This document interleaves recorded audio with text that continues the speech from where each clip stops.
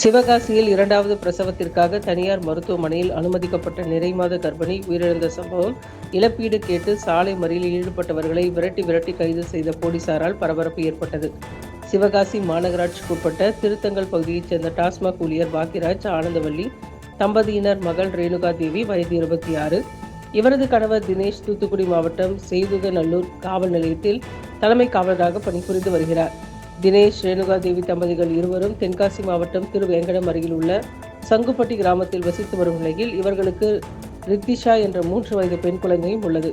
இந்நிலையில் இரண்டாவது குழந்தைக்கு கர்ப்பம் தரித்த ரேணுகா தேவி திருத்தங்கலில் தனது தாய் தந்தை வீட்டில் தங்கியிருந்து சிவகாசியிலிருந்து விஸ்வநாதம் செல்லும் சாலையில் உள்ள தனியார் மருத்துவமனையில் சிகிச்சை பெற்று வந்துள்ளார். இந்நிலையில் நிறைமாத கர்ப்பிணியான ரேணுகா தேவி பிரசவத்திற்காக தான் சிகிச்சை பெற்று வந்த தனியார் மருத்துவமனையில் அனுமதிக்கப்பட்டார். குழந்தை பிரசவிக்க ரேணுகா தேவியை மருத்துவர்கள் அழைத்துச் சென்றபோது திடீரென உடல் நலம் பாதித்து சிசுவுடன் ரேணுகா தேவியும் உயிர் பிரிந்தது. இச்சம்பவம் குறித்து தகவல் அறிந்த ரேணுகா தேவியின் குடும்பத்தாரும் உறவினர்களும் விடுதலை சிறுத்தைகள் மற்றும் இந்திய மார்க்சிஸ்ட் கம்யூனிஸ்ட் கட்சியுடன் தனியார் மருத்துவமனை வளாகத்தில் திரண்டு முற்றுகையிட்டு போராட்டம் நடத்தியதுடன் மருத்துவர்களை பிடித்து நடவடிக்கை எடுக்க வலியுறுத்தி காவல்துறையினருடன் கடும் வாக்குவாதத்தில் ஈடுபட்டனர். போராட்டத்தின் போது நிறைமாத கர்ப்பிணி பெண் ரேணுகா தேவியின் உயிரிழப்புக்கு காரணமான மருத்துவமனை மருத்துவர்கள் மீது கைது நடவடிக்கை எடுக்க வேண்டும். தனியார் மருத்துவமனையின் செயல்பாடுகள் குறித்து மருத்துவக் குழுவினர் ஆய்வு நடத்த வேண்டும். தவறான சிகிச்சை முறையால் உயிரிழந்த ரேணுகா தேவியின் குடும்பத்தாருக்கு நிவாரணத் தொகையை வழங்க வேண்டும் என்பது போன்ற கோரிக்கைகளை முன்வைத்து உடலை வாங்க மறுத்து போராட்டம் நடத்தினர். அதனைத் தொடர்ந்து போராட்டம் நடத்தியவர்கள் சமரசப்படுத்தப்பட்டு ரூபாய் 25 லட்சம் இழப்பீடு வழங்குவதாக உறுதியளிக்கப்பட்டதைத் தொடர்ந்து ரேணுகா தேவியின் உடலை உடற்கூறு ஆய்விற்காக விருதுநகர் அரசு மருத்துவக் கல்லூரி மருத்துவமனைக்கு போலீசார் அனுப்பி வைத்தனர். இதனை அடுத்து இந்திய மருத்துவ சங்கத்தை சேர்ந்தவரிடம் ஆலோசனை நடத்திய மருத்துவமனை நிர்வாகம் உயிரிழந்த ரேணுகா தேவியின் குடும்பத்தாருக்கு நிவாரணத் தொகை வழங்க மறுத்து சட்ட ரீதியாக இந்த விவகாரத்தை அணுக உள்ளதாக தெரிவித்தது. இதனால் ஆத்திரமடைந்த ரேணுகா தேவியின் உறவு பெண்களும் ஆண்களும் விடுதலை சிறுத்தைகள் கட்சி நிர்வாகிகளுடன் மருத்துவமனை வளாகத்தினுள் ஆரவாரத்தோடு ஆண் பெண் போலீசார்களுடன் வாக்குவாதம் செய்ததால் தள்ளுமுள்ளி ஏற்பட்டு தொடர்ந்து பரபரப்பு நிலவியது. காலை முதல் இரவு வரை போராட்டம் நடத்தியவர்கள் விடுத்த கோரிக்கைகளுக்கு முடிவு ஏதும் எட்டப்படாததால் ஆத்திரமடைந்தவர்கள் அனைவரும் மருத்துவமனை வளாகத்திலிருந்து வெளியேறி காந்தி சிலையில் திடீரென மறியலில் ஈடுபட்டனர். பின்பாக அதே சாலையில் ஊர்வலமாக சென்று சிவகாசி மாநகராட்சி பேருந்து முன்பாக காவல்துறையினர் சமாதானப்படுத்தியும் நீண்ட நேரமாக சாலை மறியலில் ஈடுபட்டனர். இதன் காரணமாக பேருந்து நிலைய வளாக பகுதி முழுவதும் எந்தவிதமான வாகன போக்குவரத்தும் நடைபெறாமல் பொதுமக்கள் மிகுந்த சிரமம் அடைந்ததை அடுத்து மறியல் செய்ய தூண்டிய 20க்கும் மேற்பட்டவர்களை போலீசார்கள் துரத்தி பிடித்து கைது செய்து காவல்துறை வாகனத்தில் ஏற்றி அடைத்ததால் பேருந்து நிலைய வளாக சாலை பகுதி முழுவதும் சிறிது நேரம் பொதுமக்களிடையே பதற்றம் தொற்றிக்கொண்டு பெரும் பரபரப்பு ஏற்பட்டது. கைது நடவடிக்கையினால் சாலை மறியலில் ஈடுபட்டவர்கள் அனைவரும் கலைந்து சென்ற நிலையில் வாகன போக்குவரத்து சீரானதை தொடர்ந்து சம்பவ இடத்திற்கு வந்த விருதுநகர் மாவட்ட காவல்துறை கண்காணிப்பாளர் செய்தியாளரிடம் தெரிவிக்கையில், சிவகாசி தனியார் மருத்துவமனையில் உயிரிழந்த நிறைமாத கர்ப்பிணி பெண் ரேணுகா தேவியின் உடற்கூறாய்வு வீடியோ காட்சி பதிவுடன் நடந்துள்ள நிலையில் தனியார் மருத்துவமனையின் மருத்துவ அறிக்கையோடு மருத்துவ கவுன்சிலுக்கு ஆய்வுக்காக அனுப்பி வைக்கப்பட்டு சட்டப்பூர்வமான நடவடிக்கை மேற்கொள்ளப்படும் என்றும் தெரிவித்தார். பொதுமக்களுக்கு இடையூறு செய்யும் வகையில் சாலை மறியலில் ஈடுபட்டவர்கள் அடையாளம் காணப்பட்டு சட்டப்படியான கைது நடவடிக்கை மேற்கொள்ளப்பட்டுள்ளது என்றும் தெரிவித்தார்.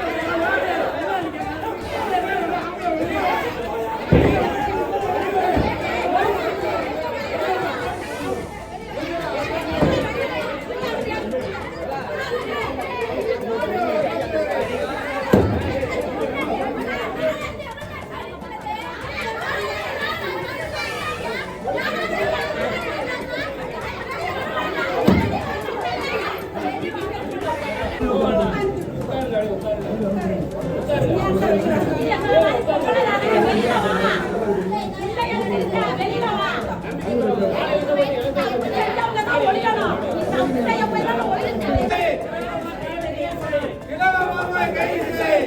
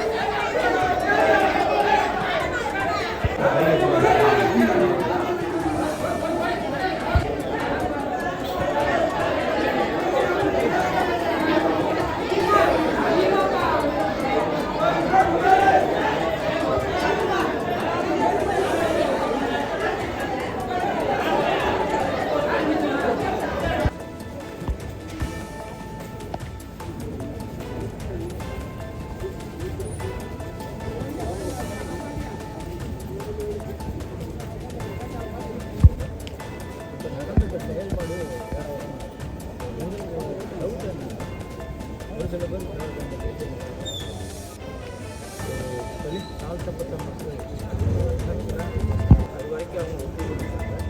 அப்படி இருந்து நாங்கள் உயிர் போன உயிரை என்ன செஞ்சோம் அந்த நிலைப்பாடுலாம் அந்த வந்ததுக்கு அப்புறம் இவங்க கவுன்சிலிங் சொல்லிச்சு அப்படின்னு சொல்லிட்டு அவங்க சொல்கிறாங்க. காரணம் சொல்கிறாங்க எங்களுக்கு உண்டான சொன்ன வார்த்தையை அவங்க சாப்பிட்றாங்க.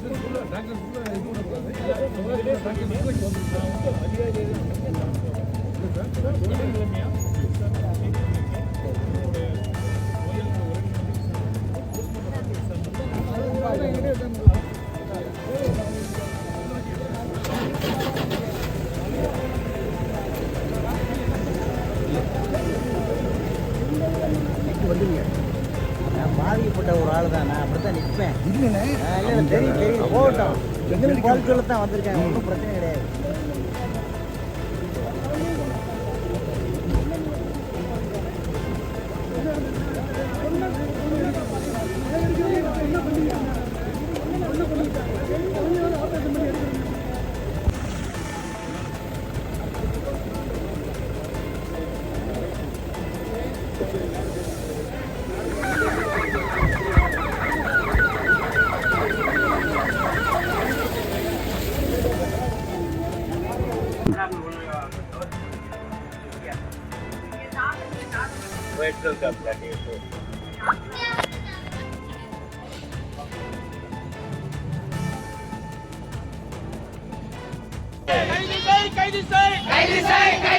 நிர்மலா மருத்துவமனை கைது செய்.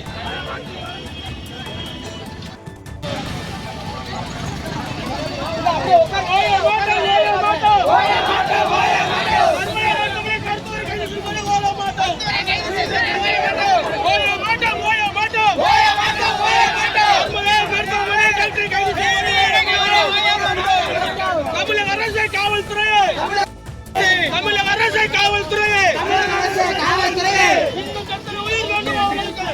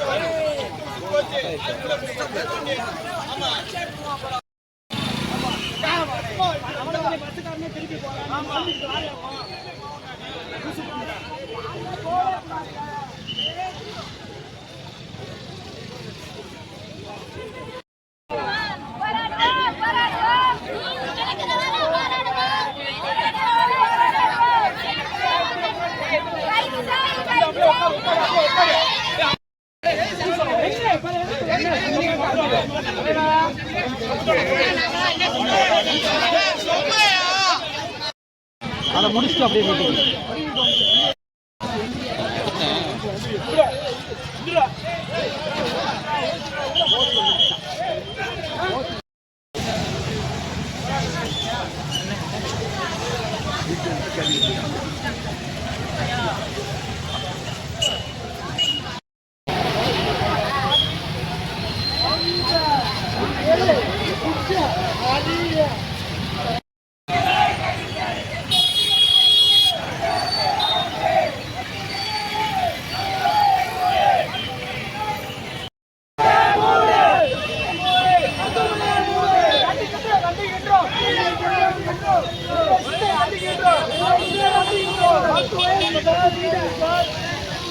தமிழக அரசு காவல்துறையை